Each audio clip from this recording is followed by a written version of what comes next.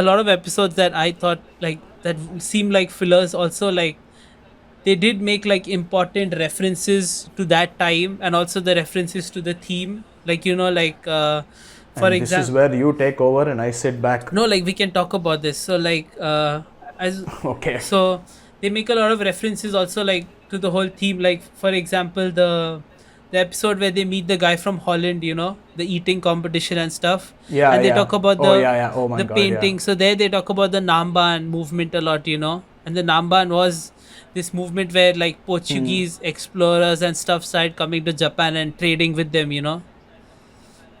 and that's called Namban. So in Japan, you have a lot of Namban artwork, that whole period, and there's a lot of that's how woodblock paintings also went overseas, because artists used to paint on like these on like wooden blocks that would be part of the crate or something that would go outside that would be shipped out, and that's how people outside would discover it. I think Makes sense. uh, I think this thing. Who's the impressionist painter? I can't remember his name. Monet.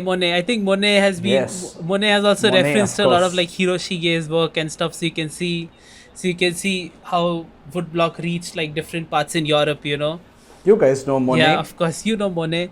So I think that movement was also very important. They started the cultural exchange between Portugal and Japan and Japanese language, culture, food, like everything started during that movement. And also like some people think Yeah. it's good, some people think it's bad, but that's also when Christianity started spreading in Japan.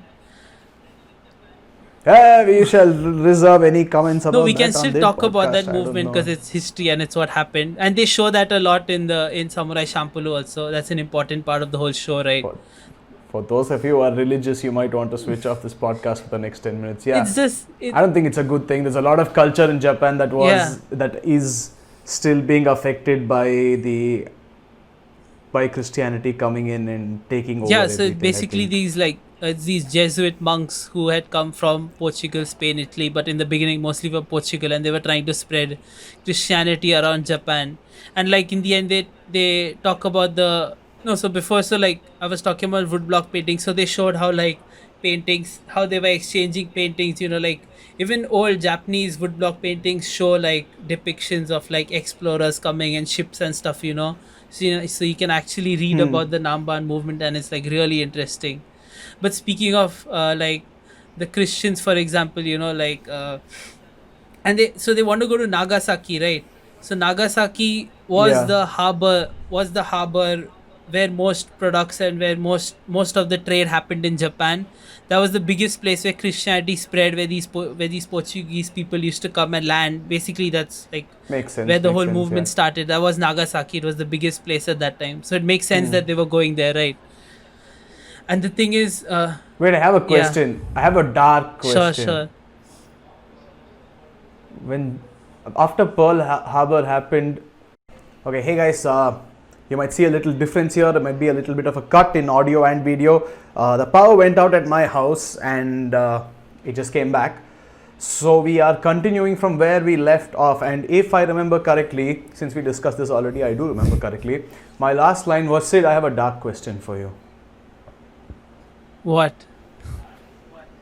Japan bombed Pearl Harbor, Oh yeah. Tell me. and you said Nagasaki was the biggest harbor. Yeah, it was. Yeah. Is that why Nagasaki was bombed in return? I don't know about that. I can't confirm, but makes sense Is actually. Hiroshima also a harbor? Well, Hiroshima was a popular place, but I don't know if it was a harbor. If it was a popular harbor. So I'm not sure about that. I'll have to check on that. But that was much later still. Probably there must be a reason Interesting. they chose those places. Yeah. But basically Nagasaki was like Yeah. it was one of the most Anyway, what? diverse port cities of that time. And like I think when Yeah. I lived in Portugal, I heard a lot of this from Portuguese people themselves. So they were talking about the similarities between their and Japanese like language and culture and stuff. So apparently, the Japanese word for like glass, the old Japanese word for glass was like I think birodo or something, and it was the same. That's what they call it in Portuguese as well. Portugal. And the Castella cake, it's very popular in Japan right now. and it's very popular in Nagasaki itself. You know, castelas is like a Portuguese sponge cake. I think in Portugal they call it pau de lo or something. I had it over there also in Do they Portugal. not eat it in the? Did I think they eat it in this thing, right? In Samurai Champloo, right? Don't they eat something Yeah, which is European? when and some she cake when which she is leaves European and when she leaves she gives them, when she's leaving on the boat, she sends them to buy the castella cake, right? yeah. Castera. So that cake, Yeah. that's Yeah, the I one that remember. they're eating. So that's basically from Portugal. I have had it in Portugal. Pau de lo, it's called, and it's like, and Oh, it's okay. really soft. I think I was telling you about Look it at Mr. also. Globetrotter over here. Hey, just talk. Yeah. And also the tempura, it comes from Portugal. You know the word tempero also. What? Yeah, Oof, my mind is blown. I thought tempura was like a Japanese thing. I thought too, but apparently it comes from Portugal. Even the word is, it comes from the Portuguese word tempero. Apparently. Yeah, and So the also, Japanese people are just copying other cultures, you say? well, they were influenced by it. I'm just saying they were influenced by it. Like they have a lot of influence everywhere, right? Just influence. Yeah. Like we also found out, like the Portuguese call potato batata, and here in Maharashtra, in Marathi, they call potato batata, right? Which is crazy. Yeah.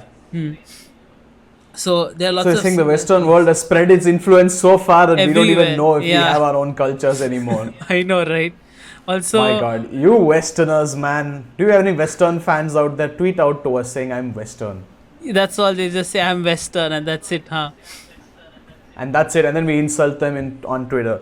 My We're like, God. haha, Westerner. Do you even. Only don't Bruce know. is going to insult you all. It'll come out of the Weeb 101 account, so it could be either of us. Don't trust Sid, he's a master But they'll know when they manipulator. listen to this Anyway, episode. Anyways, also, I heard this from people over there. I'm not sure because I haven't looked it up, but they say, like, the word for thank you, right? Arigato. They say it comes from the Portuguese word, which is obrigado. obrigado. Yeah. I don't know if it's true Yeah, or well, that not, but makes it makes sense. sense if you think about it, right?